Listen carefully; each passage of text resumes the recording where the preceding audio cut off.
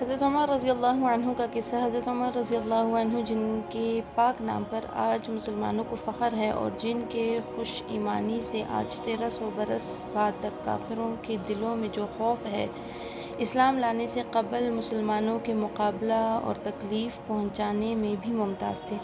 نبی کریم صلی اللہ علیہ وسلم کے قتل کے در پہ رہتے تھے۔ ایک روز کفار نے مشورہ کی کمیٹی قائم کی کہ کوئی ہے جو محمد کو قتل کرے، نعوذ باللہ۔ عمر نے کہا کہ میں کروں گا۔ لوگوں نے کہا کہ بے شک تم ہی کر سکتے ہو۔ عمر تلوار لٹکائے ہوئے اٹھے اور چل دیے۔ اسی فکر میں جا رہے تھے کہ ایک صاحب قبیلہ زہرہ کے، جن کا نام حضرت سعد بن ابی وقاص رضی اللہ عنہ ہے اور بعضوں نے صاحب لکھے ہیں، ملے۔ انہوں نے پوچھا کہ عمر کہاں جا رہے ہو؟ کہنے لگے کہ محمد صلی اللہ علیہ وسلم کو قتل کرنے کی فکر میں ہوں، نعوذ باللہ۔ سعد نے کہا کہ بنو ہاشم اور بنو زہرہ اور بنو عبد مناف سے کیسے مطمئن ہو گئے؟ وہ تم کو بدلہ میں قتل کر دیں گے۔ اس جواب پر بگڑ گئے اور کہنے لگے معلوم ہوتا ہے تو بھی بے دین یعنی مسلمان ہو گیا ہے، لا پہلے تجھی کو نمٹا لوں۔ یہ کہہ کر تلوار سونت لی اور حضرت سعد نے بھی یہ کہہ کر ہاں میں مسلمان ہو گیا ہوں تلوار سنبھالی۔ دونوں طرف سے تلوار چلنے کو تھی کہ حضرت سعد رضی اللہ عنہ نے کہا کہ پہلے اپنے گھر کی تو خبر لے، تیری بہن اور بہنوئی دونوں مسلمان ہو چکے ہیں۔ یہ سننا تھا کہ غصہ سے بھر گئے اور سیدھے بہن کے گھر گئے۔ وہاں حضرت خباب دونوں میاں بیوی کو قرآن شریف پڑھا رہے تھے۔ حضرت عمر نے دروازہ کھولا اور ان کی آواز سنتے ہی حضرت خباب تو جلدی سے اندر چھپ گئے اور وہ صحیفہ بھی جلدی میں باہر رہ گیا جس پر آیت قرآنی لکھی ہوئی تھی۔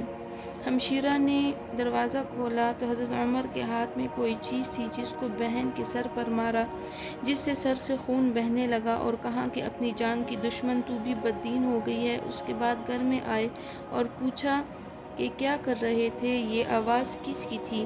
بہنوئی نے کہا کہ بات چیت کر رہے تھے۔ کہنے لگے کیا تم نے اپنے دین کو چھوڑا، دوسرا دین اختیار کر لیا ہے؟ بہنوئی نے کہا اگر دوسرا دین حق ہو تب۔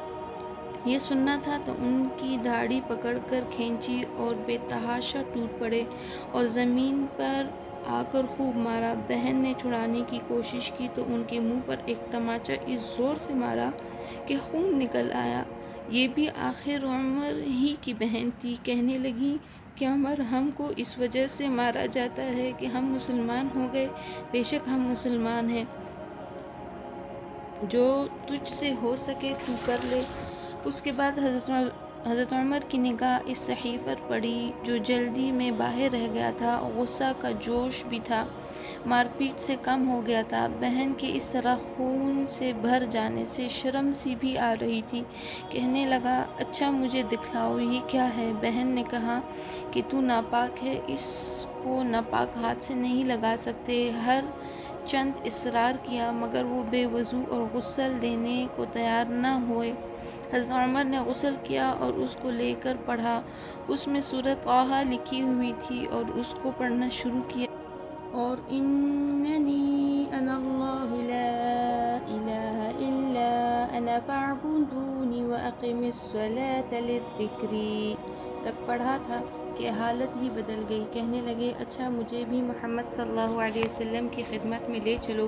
یہ الفاظ سن کر حضرت خباب رضی اللہ عنہ اندر سے نکلے اور کہا کہ اے عمر تجھے خوشخبری دیتا ہوں کہ کل شب پنجشنبہ میں حضور صلی اللہ علیہ وسلم نے دعا مانگی تھی کہ یا اللہ عمر اور ابو جہل میں سے جو تجھے زیادہ پسند ہو اس سے اسلام کو قوت عطا فرما۔ یہ دونوں قوت میں مشہور تھے۔ معلوم ہوتا ہے کہ حضور صلی اللہ علیہ وسلم کی دعا تمہارے حق میں قبول ہو گئی۔ اس کے بعد حضور صلی اللہ علیہ وسلم کی خدمت میں حاضر ہوئے اور جمعہ کی صبح کو مسلمان ہوئے۔ ان کا مسلمان ہونا تھا کہ کفار کے حوصلے پست ہونا شروع ہو گئے، مگر پھر بھی یہ نہایت مختصر جماعت تھی اور وہ سارا مکہ بلکہ سارا عرب، اس لیے اور بھی جوش پیدا ہوا اور جلسے کر کے مشورہ کر کے اس حضرات کو ناپید کرنے کی کوشش ہوتی تھی اور طرح طرح کی تدبیریں کی جاتی تھیں، تاہم اتنا ضرور ہوا کہ مسلمان مکہ کی مسجد میں نماز پڑھنے لگے۔ حضرت عبداللہ بن مسعود رضی اللہ عنہ فرماتے ہیں کہ حضرت عمر رضی اللہ عنہ کا اسلام لانا مسلمانوں کی فتح تھی اور ان کی ہجرت مسلمانوں کی مدد تھی اور ان کی خلافت رحمت تھی۔